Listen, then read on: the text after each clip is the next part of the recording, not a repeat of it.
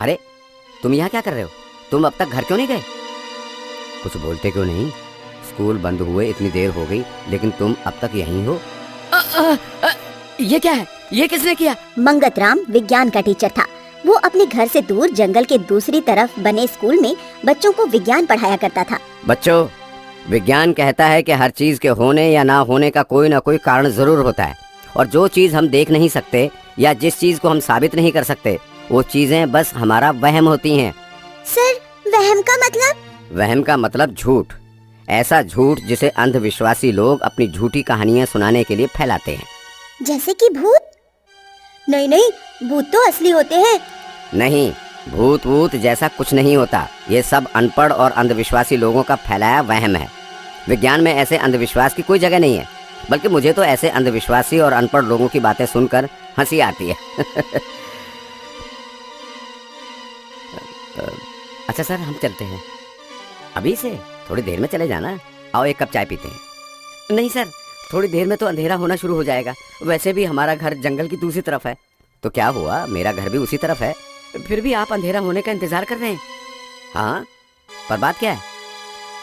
बात यह है कि जंगल में बहुत से भूतों का बसेरा है। कई बार उन्हें रात को जंगल में घूमते हुए और इंसानों का शिकार करते हुए देखा गया है। भूतों का बसेरा? तुम लोग टीचर होकर कैसी अनपढ़ों जैसी बातें करते हो। अरे भूत वूत जैसा कुछ नहीं होता। ये बस लोगों का फैलाया वहम है। नहीं सर, ये सच है। भूत असली में होते हैं। अगर ऐसा है तो मुझे एक बार भूत से मिलवा दो। जो मुझे भूत से मिलवाएगा मैं उसे 1 लाख रुपए दूंगा। हाँ। ऐसे ही मंगतराम भूत पर विश्वास करने वालों का मजाक उड़ाया करता था, जिससे कई बार लोग उससे गुस्सा भी हो जाते थे। भगवान करे एक बार कोई भूत इनके सामने आ जाए, तब इन्हें पता चलेगा कि भूत असली होते हैं। तब हम देखेंगे ये कैसे हंसते हैं। ऐसे ही बहुत दिन चलता रहा। फिर एक दिन बच्चों के एग्जाम के पेपर चेक करते हुए मंगतराम को स्कूल में बहुत देर हो गई। आज तो मुझे स्कूल में बच्चों के एग्जाम के पेपर चेक करते करते बहुत देर हो गई। क्यों ना आज मैं जंगल के रास्ते से जाऊं? इसमें मेरा बहुत समय बच जाएगा और वैसे भी भूत जैसा कुछ नहीं होता। ऐसा कहकर वो जंगल की तरफ चल दिया। वो खुशी खुशी जंगल के रास्ते विज्ञान के प्रिंसिपल दोहराते हुए जा रहा था। जो चीज हम देख नहीं सकते वो झूठ है। जो चीज हम महसूस नहीं कर सकते वो झूठ है। और भूत की बात करने वाले लोग वो तो सबसे बड़े झूठे हैं। तभी उसे दूर पेड़ के नीचे एक लड़का मुंह नीचे करके बैठा दिखाई दिया। उस लड़के ने मंगतराम के स्कूल के बच्चों की तरह ही यूनिफॉर्म पहनी हुई थी। अरे तुम यहाँ क्या कर रहे हो? तुम अब तक घर क्यों नहीं गए? कुछ बोलते क्यों नहीं? स्कूल बंद हुए इतनी देर हो गई लेकिन तुम अब तक यहीं हो। ये क्या है? ये किसने किया? नालायक बच्चों, मैं तुम्हें कल स्कूल में देखता हूँ। मैं ठीक कहता हूँ, भूत वूत नहीं होते। तुम जैसे लोग ही भूतों को बनाते हैं। अगर कोई मुझे असली भूत से मिलवा दे तो मैं उसे 1 लाख रुपए दूंगा। ये कहकर मंगतराम अपने घर की तरफ चल दिया। आगे जाकर फिर से उसे वैसे ही स्कूल की यूनिफॉर्म में एक बच्चा पेड़ के पास बैठा दिखाई दिया। फिर से वही मजाक? इस बार मैं इन बच्चों को नहीं छोड़ूंगा। तुम्हें बिल्कुल भी शर्म नहीं है? अपने टीचर से कोई इस तरह का मजाक करता है? छुट्टी हुए इतना समय हो गया है, रात होने को है, और तुम अपने घर जाने की जगह मेरे साथ मजाक कर रहे हो। तुम बोलते क्यों नहीं? क्या हुआ? तुम रो क्यों रहे हो? ऊपर देखो। बच्चे ने धीरे से ऊपर देखा तो उस बच्चे के चेहरे पर कुछ भी नहीं था। न आँखें, न नाक और न ही मुंह। ये कैसा मजाक है? कौन सा मजाक? जरा ठीक से बताइए सर, मुझे कुछ दिखाई नहीं दे रहा। मंगतराम को कुछ समझ नहीं आया। इससे पहले वो कुछ बोलता, वो बच्चा खड़ा हुआ और हंसता हुआ वहाँ से भाग गया। ये आजकल के बच्चे मजाक के लिए किसी भी हद तक चले जाते हैं। जो चीज है ही नहीं उसे सही साबित करने के लिए मेरे साथ कैसा मजाक कर रहे हैं। कुछ देर बच्चों पर गुस्सा निकालने के बाद मंगतराम फिर से अपने घर की तरफ चल दिया। लेकिन अभी वो कुछ ही देर चला था कि तभी उसे एहसास हुआ। मुझे अच्छी तरह याद है, मैं अभी कुछ देर पहले ही इस जगह से गुजरा था। मैं घूम फिर कर फिर से उसी जगह पर आ गया। मुझे ठीक से देखकर चलना चाहिए। ऐसा सोचकर वो आगे बढ़ा और कुछ देर चलने के बाद वो फिर से उसी जगह पर आ गया। ये मुझे क्या हो गया? मैं घूम फिर कर वापस इसी जगह पर कैसे आ जाता हूँ? जबकि इस बार तो मैं एक बार भी कहीं नहीं मुड़ा। तभी वहाँ एक आदमी आया। क्या हुआ साहब? आप इतनी रात को जंगल में किस चिंता में डूबे हुए हैं? मैं तो बस अपने घर जा रहा था, लेकिन अब मुझे लगता है मैं रास्ता भटक गया हूँ। अरे बस इतनी सी बात। आइए मैं आपको आपकी मंजिल तक पहुँचा देता हूँ। मैं इस जंगल का कोना कोना जानता हूँ। आप सोच रहे हैं साहब, मैं आजकल के बच्चों के बारे में सोच रहा था। मेरे स्कूल के बच्चे बहुत देर से भूत बनकर मुझे डरा रहे हैं, जबकि वो जानते हैं कि मैं विज्ञान को मानता हूँ, भूतों को नहीं। लेकिन आप भूतों को क्यों नहीं मानते? अरे क्योंकि भूत जैसा कुछ नहीं होता, सब हमारे मन का वहम है। तो क्या आप भगवान को भी नहीं मानते? नहीं नहीं, मैं तो भगवान को बहुत मानता हूँ, मैं तो रोज मंदिर भी जाता हूँ। तो अगर आप भगवान को मानते हैं तो आपको भूतों को मानने में क्या परेशानी है? अरे पर मैंने भूतों को कभी देखा ही नहीं है, तो मैं उन्हें कैसे मान लूँ? क्या आपने भगवान को देखा हुआ है? मेरा मतलब मंदिर के अलावा आपने भगवान को कहीं देखा है? नहीं, पर क्या आपके विज्ञान ने भगवान को देखा है? नहीं, पर वो सब तो अलग बात है। लेकिन भूतों की जहाँ तक बात है तो मैं ये मानता हूँ कि भूत नहीं होते, बस। अच्छा तो ठीक है, अगर मैं आपको भूतों से मिलवा दूं तो मैं तुम्हें पूरे 1 लाख रुपए दूंगा, ठीक है? तो मुझसे मिलिए। ऐसा कहकर वो आदमी अपने असली रूप में आ गया। असल में ये आदमी कोई और नहीं बल्कि एक भूत था। अब बोलो, विज्ञान के टीचर भूत होते हैं या नहीं? हम इतनी देर से तुम्हारे स्कूल के स्टूडेंट बनकर तुम्हें डरा रहे हैं, पर तुम्हें समझ नहीं आ रहा। अब कहो, अब तो मानते हो ना कि भूत होते हैं? मैं मानता हूँ, मुझसे गलती होगी, मुझे जाने दो। मंगतराम, तुमने मानने में बहुत देर कर दी। मुझे जाने दो प्लीज, मुझे जाने दो। तुम्हें हम कैसे जाने दे सकते हैं? तुम तो हमारा आज रात का स्पेशल खाना हो।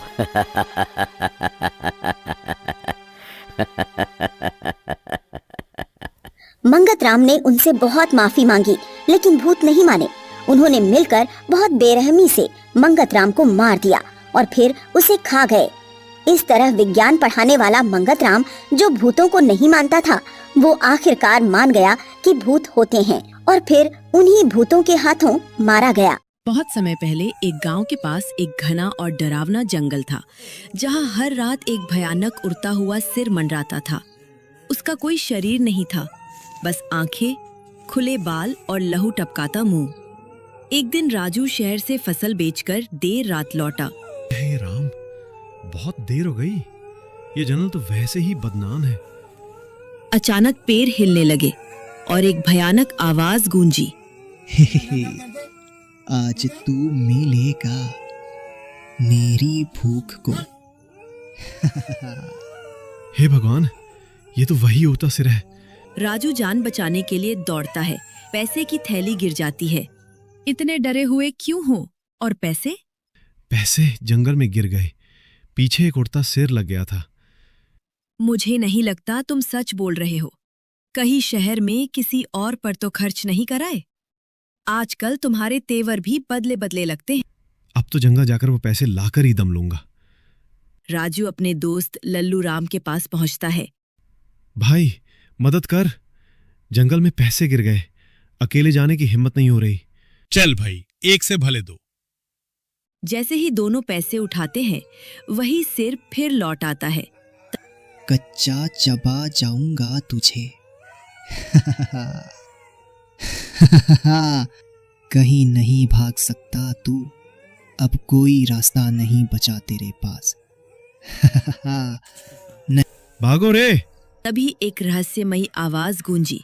ओम ह्लीं क्लीं चामुंडायै विचे ओम फट फट स्वाहा। धूल और राख के बीच एक बूढ़ा तांत्रिक प्रकट होता है। हे अशुद्ध आत्मा, तू अधूरी है, बिना शरीर। मैं तुझे इसी मंत्र बल से बांधता हूं। ओम हुम फट बंधेय बंधेय स्वाहा। ओम शांति ही शांति ही शांति ही। नहीं, ये मंत्रा मेरी शक्ति को खा रहा है। बचो, मैं भाग रहा हूं। सिर चक्कर खाते हुए जमीन पर गिरता है और आग की लपट में भस्म हो जाता है। तांत्रिक बाबा बिना कुछ बोले बस एक मंत्र और पढ़ते हैं और हवा में गायब हो जाते हैं। और इस तरह ये डरावनी कहानी यहीं पर खत्म होती है। अगर आपको ये कहानी पसंद आई हो तो लाइक जरूर करिएगा और सब्सक्राइब करना बिल्कुल मत भूलिए, क्योंकि ऐसी और भी डरावनी कहानियां हम लेकर आते रहेंगे सिर्फ आपके लिए। क्या आपने कभी देखा है कोई सिरकटा भूत या सुनी है कोई भूतिया कहानी किसी जंगल की, किसी अंधेरे रास्ते की? अगर हाँ, तो हमें कमेंट्स में जरूर बताइएगा। और हाँ, क्या वाकई में सिरकटा भूत होता है? क्या कोई ऐसा जंगल है जहाँ अब भी कोई भूला भटका आत्मा शिकार की तलाश में भटक रही हो? आपकी राय का इंतजार रहेगा, कमेंट जरूर कीजिएगा। फिर मिलते हैं अगली भूतिया कहानी में। तब तक के लिए अंधेरे से दूर रहिए और सावधान रहिए। किसी जंगल में एक खूंखार भूत का कहर था। वह मासूम पक्षियों को मारकर कच्चा खा जाता था।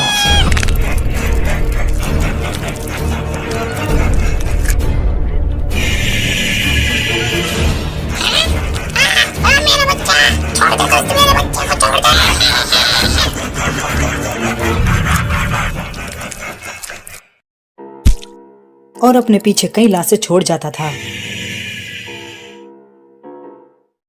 सुबह जब सभी पक्षी लाशों को देखते थे तो हैरान और दुखी होते थे। और उस भूत से डर के कारण सभी पक्षी एक साथ एक पेड़ पर घोंसले बनाकर रहते थे। एक दिन मिट्ठू तोते का दोस्त चिंटू उसके पास आता है। सुनो दोस्त, एक बुरी खबर है। तुम्हारी माँ की तबीयत बहुत खराब है। वह आखिरी बार तुमसे मिलना चाहती है। अरे नहीं, ये कैसे हुआ? ठीक है, मैं शाम को जाता हूँ, तुम जाओ। ठीक है, मैं जाता हूँ, लेकिन जल्दी आ जाना, वह बुला रही थी। सुनो, तुम जा रहे हो तो ध्यान से जाना, रात में सफर मत करना। तुम्हें तो पता ही है ना कि इस जंगल में एक इंसानी भूत आ गया है जो पक्षियों को मारकर खा जाता है और वह किसी पे दया भी नहीं करता। हाँ पता है तीकी, तुम घबराओ मत, मैं रात में सफर नहीं करूँगा, तुम चिंता मत करो। वो तो ठीक है, लेकिन गुल्लू को तुम्हारे बगैर डर लगेगा। तो तुम उसे अपने साथ सुलाना, तो नहीं डरेगा। शाम होते ही वह तोता अपनी माँ से मिलने चला जाता है और तीखी और गुल्लू घर में अकेले रह जाते हैं। लेकिन मिट्ठू तोता अपनी माँ से मिलने नहीं बल्कि झूठ बोल के पार्टी में गया था। उस तरफ तीखी और गुल्लू अपने घोंसले में बेफिक्र होकर सो रहे होते हैं। तभी वहाँ वह इंसानी भूत आ जाता है और तीखी तोती को पकड़कर घोंसले से बाहर निकाल लेता है। सभी पक्षी तीखी को उस भूत के हाथों से छुड़ाने की कोशिश करते हैं, लेकिन भूत पर इसका कोई प्रभाव नहीं पड़ता और वह तीखी की गर्दन तोड़कर उसे कच्चा खा जाता है। फिर वहां से चला जाता है। सभी पक्षी सिर्फ उसे देखते ही रह जाते हैं। यह खबर मिट्ठू तक पहुंच जाती है और वह तुरंत वापस आ जाता है। वह अपनी पत्नी के टुकड़े को देखता है और फूट फूट कर रोने लगता है। मुझे माफ कर दो तीकी, मैंने तुम्हें झूठ बोला था, काश मैं गया ही नहीं होता। रोज कोई ना कोई मर रहा है। उस भूत ने मेरे बीवी बच्चों को भी मार दिया। हमारे इस जंगल में रहना खतरे से खाली नहीं, हमें ये जंगल छोड़कर जाना चाहिए। हाँ? कहाँ जाएंगे हम जहाँ भी जाएंगे वह भूत तब भी और पक्षियों को मारकर खाया करेगा। भागने से अच्छा है कि हम कोई उपाय सोचे और उसका मुकाबला करें। अरे क्या उपाय सोचे टूनी, हम इंसानों को तो रोक नहीं पाते और ये तो इंसानी भूत है, कोई भी उसके पास जाएगा तो वो उसे मार के खा जाएगा। तभी वहाँ एक बूढ़ी लाल चिड़िया आ जाती है। एक उपाय है हमारे पास। कैसा उपाय है, हमें बताइए। इस जंगल से बाहर एक अंधेरी पहाड़ी पर एक तांत्रिक रहता है। अगर कोई उसके पास जाए और उसे यहाँ की समस्या बताए तो वो हमारी मदद कर सकता है। लेकिन वो तांत्रिक हमारी मदद कैसे करेगा? हम तो पक्षी हैं, वो हम पे विश्वास कैसे करेगा? अगर कोई इस पंख को ले जाकर उस तांत्रिक को दिखा दे और इंसानी भूत के बारे में बताए तो उसे विश्वास हो जाएगा। ठीक है, मैं जाऊंगी उस तांत्रिक के पास। फिर टूनी चिड़िया खून से भरे पंख को अपनी चोंच में दबाकर उस तांत्रिक के पास निकल जाती है।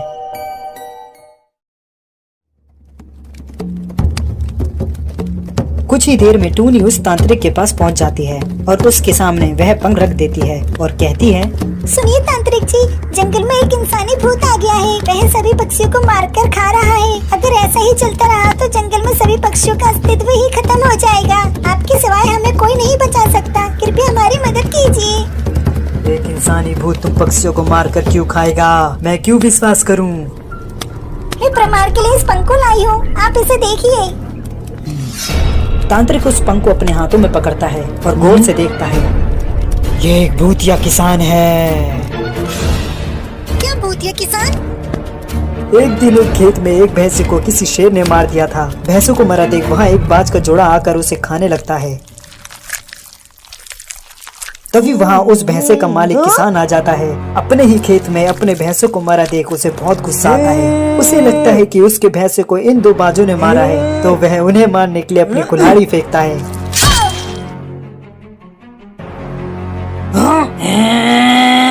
जैसे ही किसान उसे मारने के लिए आगे बढ़ता है तो वह बाज कुल्हाड़ी उठाता है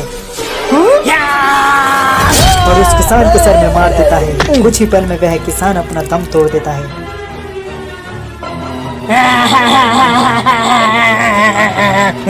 उस किसान ने अपने भैंसे की हत्या का अंधा बदला तो ले लिया था, लेकिन अपनी मौत का बदला लेने के लिए वह भूत बन गया और अपना बदला लेने के लिए वह जंगल में चला गया। तब से वह सभी पक्षियों की हत्याएं करके उन्हें खा रहा है। उसे लगता है कि सभी पक्षी उसकी मौत के जिम्मेदार हैं। वह तब तक नहीं रुकेगा जब तक जंगल के सारे पक्षी खत्म नहीं हो जाते। उसे न ही मैं रोक सकता हूँ और न ही कोई साधारण मनुष्य। मतलब हमारे पास उसे रोकने का कोई उपाय नहीं है? हाँ, एक उपाय है। अगर वही बात जिसने किसान की हत्या की थी वह उस भूत के सर से कुल्हाड़ी निकाल कर जला दे तो वह भूत या किसान भी जलकर नष्ट हो जाएगा। इसके अलावा वह कोई उपाय नहीं है। उस बाज के अलावा और कोई भी पक्षी उसके सर से कुल्हाड़ी नहीं निकाल सकता। अब तुम उस बाज के पास जाओ और उसे भूत या किसान के बारे में बताओ। टूनी चिड़िया वापस आकर सबको भूत या किसान की कहानी और तांत्रिक की बात बताती है। भूत बन गया। अगर उसको रोकना है तो हमें उसके सर से कुल्हाड़ी निकाल के उसे जलाना होगा, जिससे वह अभी जलकर नष्ट हो जाएगा। क्या कुल्हाड़ी निकाल के? अगर हम उसके पास भी गए तो वो हमें मार डालेगा। तो हमें कुछ उपाय सोचना चाहिए। सभी पक्षी उपाय सोच ही रहे थे कि तभी टूनी की बेटी चिंकी आती है और अपना उपाय बताती है। हाँ, मेरे पास एक उपाय है। हम एक लकड़ी का पक्षी बनाएंगे और पेड़ पे लटका देंगे। उस भूत को लगेगा कि ये असली पक्षी है तो वह उसे खाने ही वाला होगा। तभी हम उसके सर से वह कुल्हाड़ी निकाल लेंगे। हाँ, ये उपाय अच्छा है टूनी। हम लकड़ी के पक्षी से उसे अपने जाल में फंसाएंगे और उसके सर से कुल्हाड़ी निकाल लेंगे। ठीक है, हम यही करेंगे। सुबह तुम सब जंगल से सारी सूखी लकड़ियाँ एक जगह इकट्ठे करना। सभी बच्चों को पेड़ के सबसे ऊपर वाले घोंसले में रखेंगे और मैं नकली पक्षी बनाऊंगी। और तुम क्या करोगी टोनी? मैं किसी से मदद मांगने जाऊंगी। आप हमारी मदद क्यों नहीं करते? वह किसान भूत बन के जंगल के सभी पक्षियों को मारकर खा रहा है। आप उसे रोक सकते हैं, लेकिन रोक क्यों नहीं रहे? क्यों रोकूं? किसके लिए रोकूं? जब कोई नहीं था तो मेरी पत्नी मेरे साथ थी। अब वो नहीं है तो मेरे लिए कोई भी नहीं है। जब से उस किसान ने मेरी पत्नी की हत्या की है तब से मैं यहाँ से बाहर गया नहीं हूँ, क्योंकि मैं अपनी पत्नी की यादों के साथ पूरी जिंदगी यहीं रहना चाहता हूँ।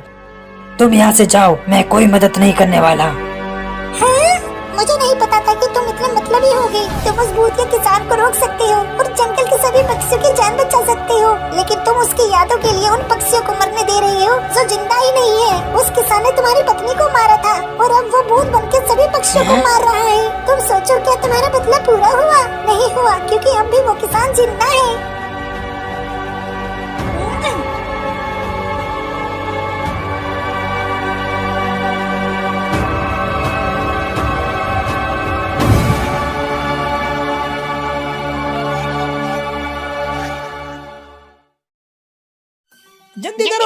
सभी पक्षी जंगल की सारी सूखी लकड़ियाँ एक जगह इकट्ठा करने लगते हैं। दूसरी तरफ चिंकी लकड़ी की चिड़िया बनाती है।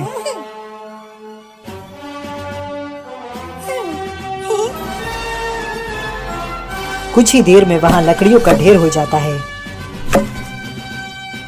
चिंकी और टूनी भी लकड़ी की चिड़िया बना लेते हैं।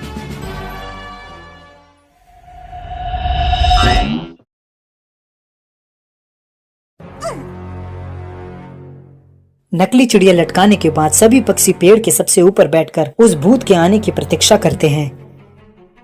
कुछ ही देर में वह भूत वहां आ जाता है और लकड़ी की चिड़िया को असली समझ के उसके पास जाता है। जैसे ही वह उसे खाने वाला होता है तभी सारे पक्षी उस पे हमला कर देते हैं।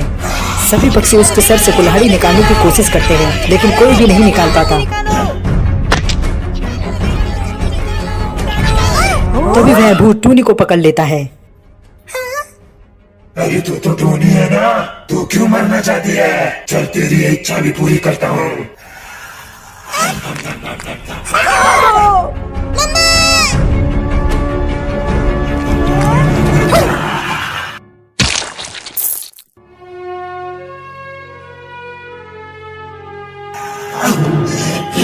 खाते वक्त किसी को परेशान नहीं करते, ये किसी ने सिखाया नहीं। जैसे ही वह भूत चिंकी को खाने वाला होता है तभी वहाँ वह बाज आके उसे बचा लेता है। क्या हुआ, पहचाना नहीं मुझे?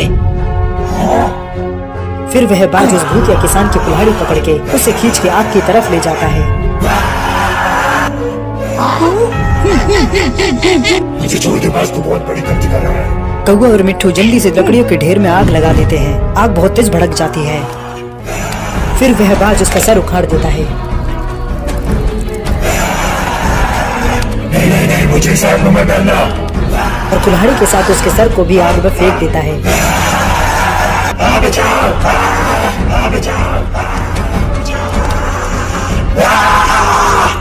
और इस तरह उस भूतिया किसान का अंत हो जाता है।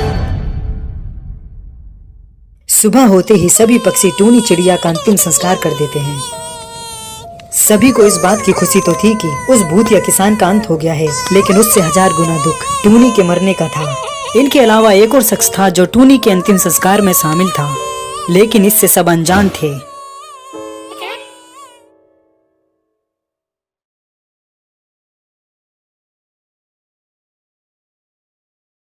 एक बार की बात है, रात का समय था। सीमा नाम की एक लड़की अपनी स्कूटी पर तेजी से घर की ओर चली जा रही थी। आज तो बहुत लेट हो गया ऑफिस में, माँ बहुत गुस्सा करेगी आज तो, मुझे और तेजी से घर जाना होगा। सीमा अपनी स्कूटी की स्पीड बढ़ा देती है, लेकिन तभी सामने से एक ट्रक तेजी से चला आ रहा होता है। इससे पहले सीमा कुछ समझ पाती, वो ट्रक सीमा को जोर से टक्कर मारकर वहाँ से भाग जाता है। सीमा रोड पर गिर जाती है और दर्द से तड़पने लगती है। आह, बचाओ मुझे, मेरे हाथ पांव दोनों टूट गए हैं, बचाओ नहीं तो मैं मर जाऊंगी। सीमा की चीखें सुनकर वहाँ काफी लोग इकट्ठा हो जाते हैं, लेकिन सीमा की कोई मदद नहीं करता। तभी वहाँ एक एम्बुलेंस आती है जिसे राजू और दीनू चला रहे होते हैं। वो दोनों सीमा को स्ट्रेचर पर लेटाते हैं और लेकर चले जाते हैं। अरे बाप रे दीनू, इस लड़की की हालत तो बहुत खराब है, लगता है ये बच नहीं पाएगी। सही कह रहे हो, इतने एक्सीडेंट देखे लेकिन इतना भयानक कभी नहीं, ये तो पक्का मरेगी। तभी दीनू के मन में एक भयानक ख्याल आता है और वो बोलता है, भाई एक बात बोलूं, अगर तू गुस्सा ना कर, मैं तो कह रहा हूँ ये लड़की मर तो रही ही है, क्यों ना इसके शरीर के अंग बेच दे, हमें अच्छा पैसा मिल जाएगा। दीनू की बात सुनकर राजू मुस्कुराते हुए कहता है, सही बात कह रहे हो दीनू भाई, इसे मरना तो है ही, क्यों ना हमें अमीर बनाकर ही इस दुनिया से जाए। राजू और दीनू की बात घायल सीमा सुन रही होती है। सीमा उन दोनों से बोलती है, कितने दुष्ट हो तुम दोनों, मैं तुम्हारी शिकायत करूंगी, छोड़ूंगी नहीं तुम दोनों को। सीमा की बात सुनकर दीनू हंसते हुए बोलता है, मरने वाली है लेकिन अकड़ नहीं जा रही, किससे शिकायत करेगी, तू तो वैसे ही मरने वाली है। फिर रामू और दीनू सीमा को लेकर एक हॉस्पिटल जाते हैं। वहाँ अफरोज नाम का एक डॉक्टर बैठा होता है। उन दोनों को देखकर अफरोज बहुत खुश होता है। आओ मेरे जोकरो, क्या लाए हो, इस बार किसके अंग निकालने हैं? डॉक्टर साहब आप भी बहुत मजाकी आओ, इस बार का माल देखो, इसका एक एक अंग आपके काम का है, बहुत पैसा मिलेगा हमें।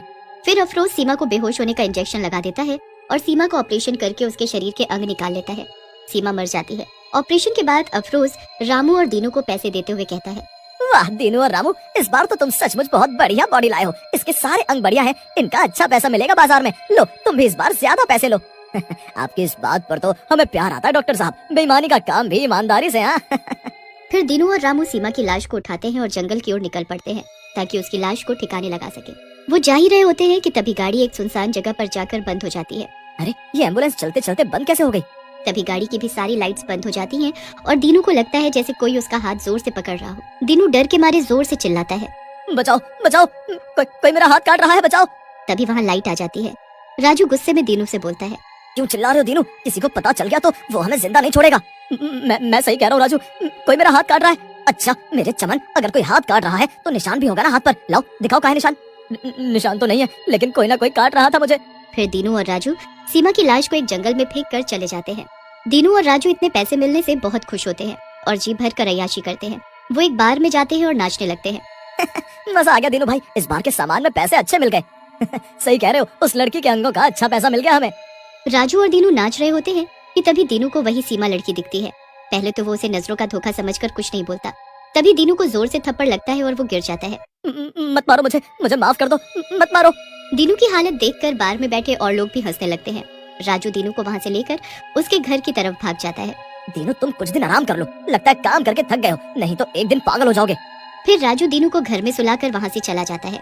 दीनू सो रहा होता है, तभी उसके सपने में सीमा चुड़ैल के रूप में आती है और बोलती है, दुष्ट, मुझे मेरा दिल वापस दे, नहीं तो मैं तुझे जिंदा नहीं छोड़ूंगी। ऐसा कहकर सीमा दीनू का गला दबाने लगती है। दीनू उठ जाता है लेकिन उसे कोई नहीं दिखता। अगले दिन वो रात की सारी घटना राजू को बताता है, जिसे सुनकर राजू भी घबरा जाता है। दीनू तेरी बातें सुनकर तो मुझे भी डर लग रहा है, हमें डॉक्टर अफरोज से इस बारे में बात करनी चाहिए और सीमा के दिल को ढूंढना होगा। फिर राजू और दीनू डॉक्टर अफरोज से मिलने के लिए उसके हॉस्पिटल जाते हैं, लेकिन अफरोज के हॉस्पिटल के सामने बहुत भीड़ लगी होती है। अरे ये हॉस्पिटल के सामने इतनी भीड़ कैसी, क्या हुआ हॉस्पिटल में, कहीं अफरोज पकड़ा तो नहीं गया? राजू शुभ शुभ बोल, वो पकड़ा गया तो हम भी मरेंगे उसके साथ। पुलिस वाले बहुत मारते हैं भाई। फिर राजू और दीनू हॉस्पिटल के अंदर घुस जाते हैं। हॉस्पिटल में अफरोज की लाश पड़ी होती है और उसकी लाश में से दिल गायब होता है। राजू वहाँ खड़ी नर्स से पूछता है, अरे नर्स जी, ये डॉक्टर अफरोज को क्या हो गया और उनके शरीर की ऐसी हालत? पता नहीं भैया, रात में किसी ने इनको मारकर इनका दिल चोरी कर लिया। पता नहीं कौन था वो, जिसे बिल्कुल दया नहीं आई, मार दिया इन्हें। फिर राजू और दीनू चुपके से अफरोज के केबिन में घुस जाते हैं और उसकी डायरी को उठा लेते हैं और डायरी उठाकर हॉस्पिटल से बाहर आ जाते हैं। राजू डायरी देखने लगता है और खुश हो जाता है। दीनू भाई, अपना काम बन गया। इस डॉक्टर अफरोज ने जिसे जिसे अंग लगाए हैं उसका पता इनमें दिया है। फिर उस रात दीनू और राजू एक साथ दीनू के घर पर ही सो जाते हैं। रात में सीमा चुड़ैल के रूप में वहाँ आती है और दीनू को उठाकर पटक देती है। दीनू जोर से गिर जाता है।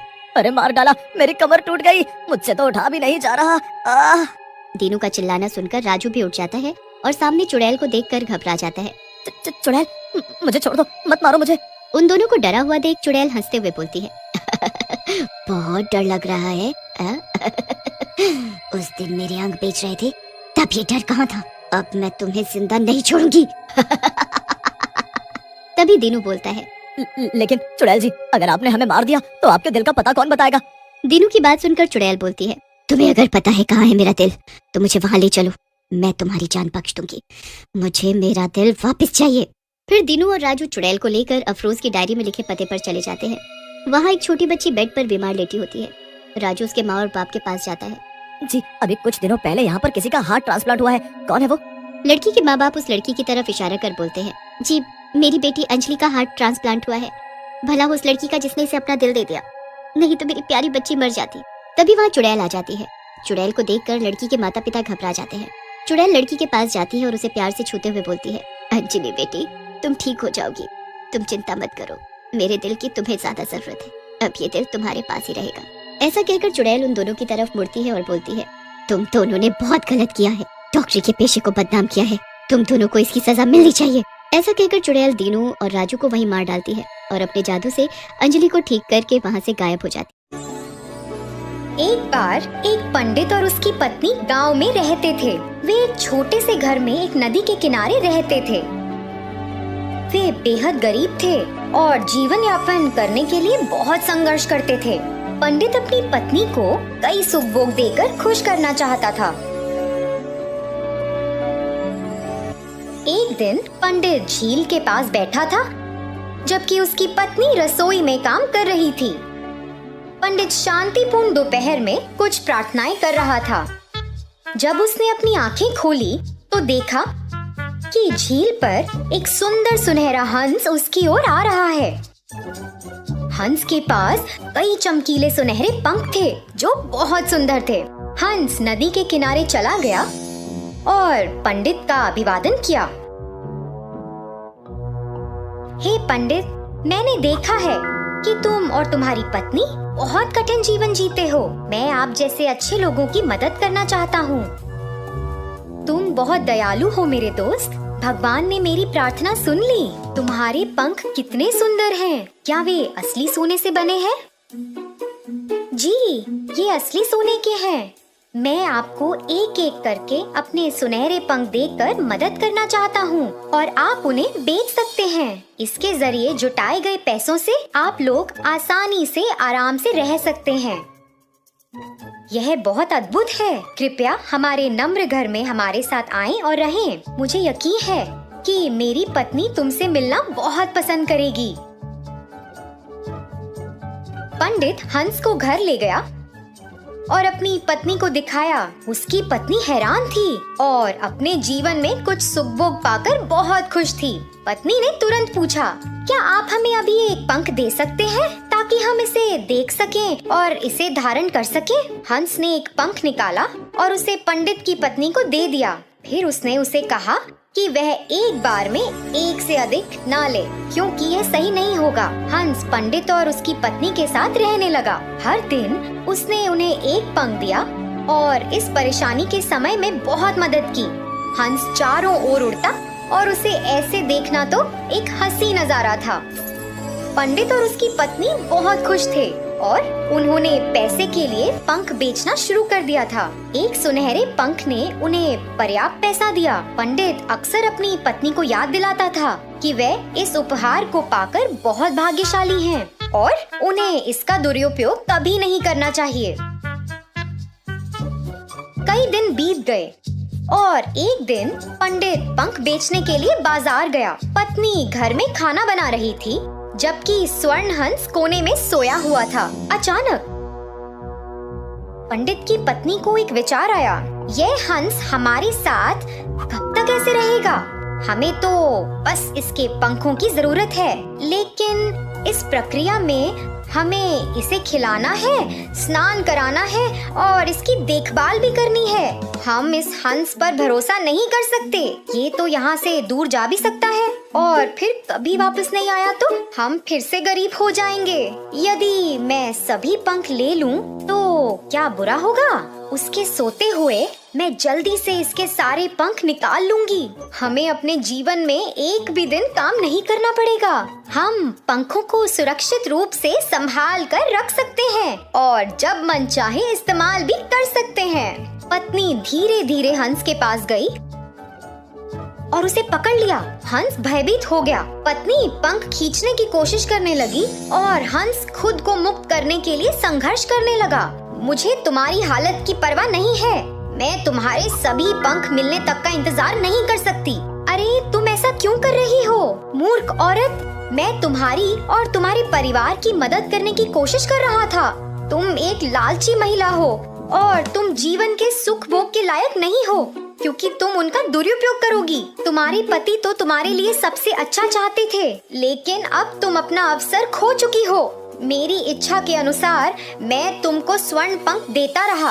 अब मुझे लगता है कि तुम्हारी मदद करने की कोई आवश्यकता नहीं है। अब मेरे पंख तुम्हारे लिए बस एक पक्षी के पंख से ज्यादा कुछ भी नहीं है। मैं इस जगह से जा रहा हूँ और कभी वापस नहीं आऊंगा। हंस ने वहाँ से निकलने के लिए संघर्ष किया और फिर उसने पंडित की पत्नी को जोर से चोंच मारा और खिड़की से बाहर उड़ गया। पंडित बस घर में घुसा ही था जब उसने हंस को उड़ते देखा। तुमने हंस के साथ क्या किया? जी, मुझे इसके सारे पंख चाहिए थे और यह मुझे लेने नहीं दे रहा था। मैंने तुम्हें उन्हें नहीं लेने के लिए कितनी बार कहा था। तुमने सब कुछ बर्बाद कर दिया है और अब हम बाकी के जीवन जीने के लिए फिर से गरीब होंगे। तो बच्चों, इस कहानी से हमें क्या सीख मिली? अतिरिक्त लालच से कुछ भी हासिल नहीं होता। धन्यवाद। एक छोटे से शहर में रघु नामक एक बड़ा व्यापारी रहता था। वह एक दयालु इंसान था। बहुत सारे लोग उसके घर आते जाते थे और सभी को उसकी मेहमानदारी पसंद थी। लेकिन एक दिन उसने अपना धन एक व्यापार में लगाया जिसका नुकसान हो गया, जिसकी वजह से रघु ने अपना सारा धन दौलत खो दिया। उस दिन से कोई उसके पास नहीं जाता था। रघु को बहुत अकेला लगने लगा।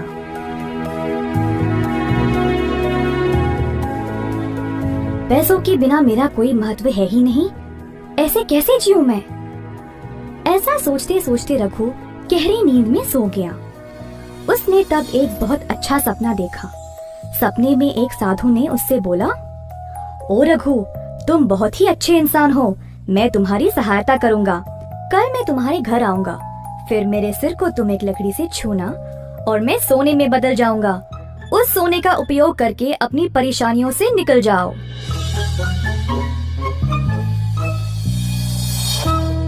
अगली सुबह जब रघु जाग गया तो उसे वो सपना याद रहा। सोच में पड़ गया कि ये सच होगा भी या नहीं। इसी दौरान कोई दरवाजे पर आया। रघु की पत्नी ने दरवाजा खोला और देखा कि नाई आया हुआ है।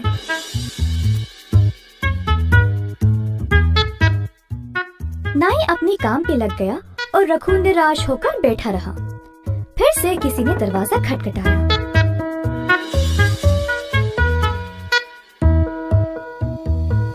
इस बार सच में एक साधु बाहर खड़ा था। रघु साधु को देखकर आश्चर्य रह गया।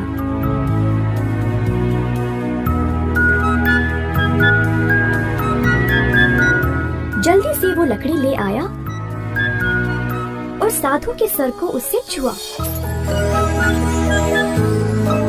रघु को विश्वास ही नहीं हुआ कि साधु सच में सोने के रूप में बदल गया। नाई भी ये देखकर अचरज रह गया।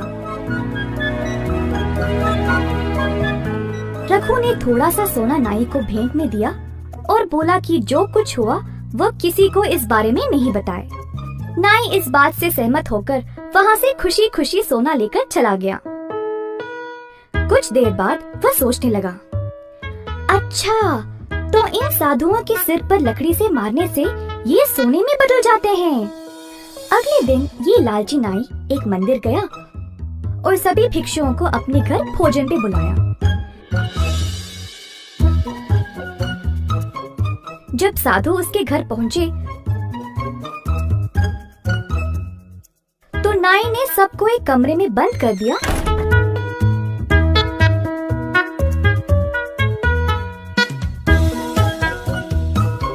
और लकड़ी से सबके सिर पर मारने लगा। बेचारे भिक्षुओं को बहुत जोर की चोट लगी। जैसे तैसे करके सभी वहाँ से भाग गए और महाराज के पास चले गए नाई की शिकायत करने के लिए। महाराज ने सारी घटना सुनी और तुरंत नाई को महल पर आने का आदेश दिया।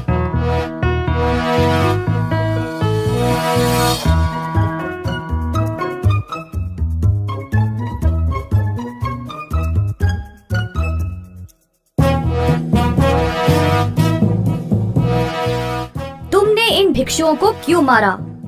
पूछा महाराज ने। जो कुछ नाई ने रघु के घर पर देखा उसने सब कुछ बताया। फिर महाराज ने रघु को भी उधर बुलाया और उससे भी यही सवाल किया। प्रणाम महाराज। जी हाँ, ये सच है कि वो साधु सोने में बदल गया, परंतु मैंने उसके सिर पर मारा नहीं। लगता है इस नाई को पूरी कहानी पता ही नहीं। रघु ने महाराज को सब कुछ बताया और उसके वो सपने के बारे में भी। आखिरकार महाराज को सब समझ आ गया और उस लालची नाई को उसके कर्मों के लिए बंदी बना लिया।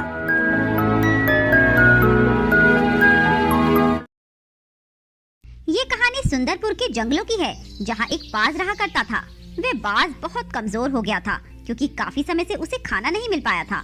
जंगल के सभी पक्षी उससे डरे हुए रहते थे और उसे देखते ही अपने अपने घरों में घुस जाते थे। ऐसे ही उसे शिकार न मिलने से वे बहुत गुस्सा हो गया था। एक दिन की बात है, कितने दिनों से मैं भूखा बैठा हूँ। जब भी शिकार पर निकलता हूँ ये सभी पक्षी मुझसे डरकर अपने अपने घरों में घुस जाते हैं। अगर ऐसे ही चलता रहा तो मैं भूखा ही मर जाऊंगा। मुझे इस बार तो कुछ न कुछ करना ही होगा। ऐसा सोचकर वह इधर उधर चलने लगता है। तभी उसे एक ख्याल आता है। अरे वाह, ये तो बहुत अच्छा आइडिया है। ये ख्याल मुझे पहले क्यों नहीं आया? अब देखो तुम सभी पक्षियों, मैं तुम्हें कैसे एक एक करके मार कर खा जाऊंगा। तुम खुद को बहुत चालाक समझते हो ना, पर अब और नहीं, मैं भी देखता हूँ तुम अपनी चालाकी कैसे दिखाते हो। बाज आज थोड़ा सा खून अपने ऊपर लगाकर टीनू तोते के पास जाता है और उससे रोते रोते बोलता है, तोते, मुझे तुम्हारी मदद चाहिए। मेरी पत्नी का एक्सीडेंट हो गया है और उसे खून की बहुत ज्यादा जरूरत है, तो तुम मेरे साथ चलो। पर तुम्हारी पत्नी तो एक बाज है ना, और मैं एक तोता, तो भला मैं तुम्हारी पत्नी को कैसे खून दे सकता हूँ? टीनू तोते, मैं तुमसे सच कह रहा हूँ, तुम मेरा विश्वास करो। तुम्हें क्या लगता है मैं तुमसे झूठ बोल रहा हूँ? ये खून जो मेरे शरीर पर लगा हुआ है ये सब दिखावा है। नहीं बाज भाई, मैंने ऐसा नहीं कहा, मैं तो बस तुमसे यूं ही पूछ रहा हूँ। देखो टीनू तोते, मुझे तुरंत तुम्हारे खून की जरूरत है। अगर तुम मेरे साथ चल सकते हो तो चलो, वरना मैं किसी और से मदद मांगने चला जाता हूँ। टीनू तोते को उसकी बात सुनकर उस पर तरस आ जाता है और वह उसकी मदद करने के लिए तैयार हो जाता है। ठीक है बाज, मैं तुम्हारी मदद करने के लिए तैयार हूँ। चलो, कहाँ चलना है? चलो, तुम मेरे साथ चलो। अब वो बाज टीनू तोते को अपने साथ एक जंगल में लेकर आ जाता है। जंगल बहुत सुनसान था, जिसे देखकर टीनू को बाज पर शक हो जाता है। ये तुम मुझे कहाँ ले आए हो? यहाँ तो कोई हॉस्पिटल नजर नहीं आ रहा। बेवकूफ, तुझे क्या लगता है मैं सच में तुझे किसी हॉस्पिटल में लेके जाऊंगा? नादान है तू, जो मेरी फितरत आज तक नहीं समझ पाया। बाज, तूने अच्छा नहीं किया, मैं तुझे छोड़ूंगा नहीं। टीनू कुछ कर पाता उससे पहले ही बाज उसे मार देता है और टीनू मर जाता है। फिर बाज उसे खा जाता है। वाह भाई वाह, मजा आ गया। कितने दिनों बाद आज पेट भर के भोजन मिला है। बस अब ऐसे ही मेरा नाटक चलता रहे और ये बेवकूफ पक्षी मेरी बातों में फंसते रहे, फिर मुझे कभी भी खाने की कमी नहीं होगी। अगले दिन बाज आज भी कोई योजना बना रहा था। कल तो तोते का शिकार कर लिया, अब किसका शिकार किया जाए। तभी उसे लाडो कबूतरी का ख्याल आता है और वे आज फिर अपने ऊपर खून के छींटे मारकर और रोंदी शक्ल बनाकर लाडो कबूतरी के पास जाता है। हाय रे, मैं तो बर्बाद हो गया, लुट गया। क्या हुआ बाज भाई, आप रो क्यों रहे हो? और ये खून के छींटे, ये कैसे? अरे मैं तुम्हें क्या बताऊं लाडो बहन, मैं तो कहीं का नहीं रहा। मेरी पत्नी का एक्सीडेंट हो गया है और उसका बहुत खून बह गया और उसे जल्द ही खून की जरूरत है, पर मैं कहां से खून लाऊं? मैं तो खुद बहुत कमजोर हो गया हूं और डॉक्टर ने मेरा खून लेने से मना कर दिया। अब तुम ही बताओ मैं क्या करूं, कैसे अपनी पत्नी की जान बचाऊं? उसे ऐसी हालत में देखकर लाडो को उस पर तरस आ जाता है और वे उससे कहती है, अरे बाज भाई, आप रोना बंद करो और आप घबराओ मत। मैं आपकी पत्नी को खून दूंगी और उनकी मदद करूंगी और देखना वो जल्दी ही ठीक हो जाएंगी। लाडो बहन, तुम कितनी अच्छी हो, भगवान तुम्हें लंबी उम्र दे। भैया, अब आप और देर मत करो और मुझे जल्दी से जल्दी अस्पताल लेकर चलो। ऐसा कहकर वे बाज लाडो कबूतरी को भी अपने साथ उसी जंगल में ले जाता है जहां उसने टीनू का खून किया था। लाडो जंगल को देखकर घबरा जाती है और बाज से कहती है, भाई लगता है हम रास्ता भटक गए, हम गलत रास्ते पर आ गए हैं। गलत नहीं, एकदम सही रास्ते पे आए हैं। पर बाज भाई, मुझे तो यहाँ कोई अस्पताल नजर नहीं आ रहा। यहाँ कोई अस्पताल नहीं है और ना ही मेरी कोई पत्नी है जिसका एक्सीडेंट हुआ है। मैं तो तुम्हें यहाँ मारने के इरादे से आया हूँ। बाज, तूने ये अच्छा नहीं किया, तूने धोखे से मुझे फंसाया है। अब क्या धोखा, क्या ईमानदारी, मुझे इन चीजों से कोई फर्क नहीं पड़ता। मुझे तो सिर्फ अपने शिकार से मतलब है। ऐसा कहकर वे बाज उस लाडो कबूतरी को भी जान से मार देता है। ऐसे ही कई दिन गुजर जाते हैं। अब वो बाज रोज ऐसे ढोंग भरकर पक्षियों के पास जाता और उन्हें अस्पताल ले जाने के बहाने से मार कर खा जाता। अब वह बहुत मोटा भी हो गया था। अरे मुझसे अच्छी किस्मत तो किसी की नहीं हो सकती। मैं जो सोचता हूँ उसमें कामयाब जरूर होता हूँ। और ये पक्षी जो खुद को इतना चालाक और समझदार समझते हैं, क्या हुआ उनका? सब के सब बेवकूफ हैं। मैं जरा सा खून क्या लगाकर उन लोगों के सामने जाता हूँ, वो मेरी बातों में आ जाते हैं और अपना खून तक देने को तैयार हो जाते हैं। बहुत दिन हो गए किसी चिड़िया का मांस खाए हुए। मैंने कबूतर, तोता, बंदर, मैना सभी के मांस खा लिए, पर अब तक किसी चिड़िया का मांस नहीं खाया। क्या करूं, किसका शिकार करूं? तभी उसे टुनटुनी चिड़िया का ख्याल आता है। अरे मैं टुनटुनी के बारे में कैसे भूल गया, वो भी तो एक चिड़िया है। तो तैयार हो जा टुनटुनी चिड़िया, अगली बारी तेरी है। वहीं दूसरी तरफ टुनटुनी चिड़िया अपनी दोस्त लाडो कबूतरी की मौत से सदमे में थी। वो जंगल के पक्षियों से इसी सिलसिले में पूछताछ करती है। अरे मोंटी बंदर, तुम्हें पता है कि आखिरी बार लाडो कबूतरी किसके साथ देखी गई थी? देखो टुनटुनी, मैं इस बारे में कुछ नहीं जानता। मैंने तो कई दिनों से लाडो कबूतरी को देखा भी नहीं। तुम मुझे माफ करना, मैं इस बारे में तुम्हारी कोई मदद नहीं कर पाऊंगा। ठीक है मोंटी भाई, आपकी मदद के लिए शुक्रिया। टुनटुनी जंगल के पक्षियों की इस रहस्यमय मौत के बारे में सुनकर बहुत परेशान थी। अगली सुबह वह बाज टुनटुनी चिड़िया के पास चला जाता है और उस पर भी वही चाल चलता है जो उसने सभी पक्षियों पर चली थी। टुनटुनी बहन, मुझे तुम्हारी मदद की सख्त जरूरत है। बोलो, तुम मेरी मदद करोगी ना? अरे बाज भाई, आपके ऊपर ये खून, ये कैसे और कैसी मदद? टुनटुनी बहन मत पूछो, मेरे साथ जो हुआ है भगवान फिर से वो किसी के साथ ना करे। क्या हुआ बाज भाई, साफ साफ बोलो। टुनटुनी बहन, मेरी पत्नी का कार एक्सीडेंट हो गया है और इसकी हालत बहुत कमजोर है। डॉक्टर ने कहा है बहुत खून बह गया और अगर उसे समय पर खून ना मिला तो वह मर जाएगी। टुनटुनी को बाज की बातों पर शक सा होता है। बाज भाई, आप घबराओ मत, मैं हूँ ना, मैं आपकी पत्नी को अपना खून दूंगी, बस आप मुझे 1 मिनट दो। ऐसा कहकर वह अपने घर के अंदर जाती है और कुछ समय के बाद बाहर आ जाती है। चलो बाज भाई, जल्दी चलो, वरना कहीं देर ना हो जाए। ऐसा कहकर टुनटुनी उस बाज के साथ चल देती है और कुछ दूर पहुंचने के बाद उसी जंगल में पहुंच जाती है। बेवकूफ टुनटुनी, मैं तो सोचता था कि तू बहुत समझदार है। तुझे जाल में फंसाना मेरे लिए आसान नहीं होगा, पर मैं गलत साबित हो गया। तू तो इस जंगल की सबसे बड़ी बेवकूफ निकली। तुझसे ज्यादा अकल से तो पैदल चिड़िया मैंने आज तक नहीं देखी। हंस ले बेटा, हंस ले, जी भर के हंस ले, क्योंकि तेरी ये आखिरी हंसी है। आज के बाद तू हंसने के काबिल तो क्या, सांस लेने के काबिल भी नहीं रहेगा। बाज टुनटुनी की ये बात सुनकर हैरान हो जाता है। कहना क्या चाहती हो तुम? मैं कुछ नहीं कहूँगी, बल्कि तुझे कुछ दिखाऊंगी, वो देख। जंगल के सभी पक्षी वहाँ उड़कर पहुँच जाते हैं, जिसे देखकर बाज हैरान हो जाता है। ये सब कब और कैसे हुआ? ये तब हुआ जब मैं 2 मिनट के लिए अपने घर के अंदर गई थी। मैं पहले ही तेरी चाल समझ गई थी, इसीलिए मैंने जल्दी अपने दोस्तों को व्हाट्सएप पे एक मैसेज डाल दिया और मेरे पीछे पीछे आने को कहा, और देखो ये सब आ गए। प्लान तो अच्छा था। सच कहूँ तो पहली बार मुझे कोई मेरी टक्कर का मिला है, पर तुम सभी जरा जरा से पक्षी मेरा क्या बिगाड़ लोगे। ये मत भूलना कि बूंद बूंद से सागर भरता है। जब रावण इतना शक्तिशाली होने के बाद वानर सेना से हार गया तो तू चीज ही क्या है। बाज को उसकी बातें सुनकर बहुत गुस्सा आ जाता है और उन सभी पक्षियों पर वार करने लगता है, पर पक्षी भी कमजोर नहीं थे। वे पूरी तैयारी के साथ आए थे। उन्होंने अपने बैग में पत्थर भर रखे थे, जो उन्होंने उस चील पर फेंकना शुरू कर दिया, और देखते ही देखते वह बाज पूरी तरह से जख्मी हो जाता है और अंत में मर जाता है। दोस्तों, ये मेरी या आपकी जीत नहीं है, ये जीत है बुराई पर अच्छाई की। सभी पक्षी टुनटुनी की सूझबूझ और समझदारी की तारीफ करते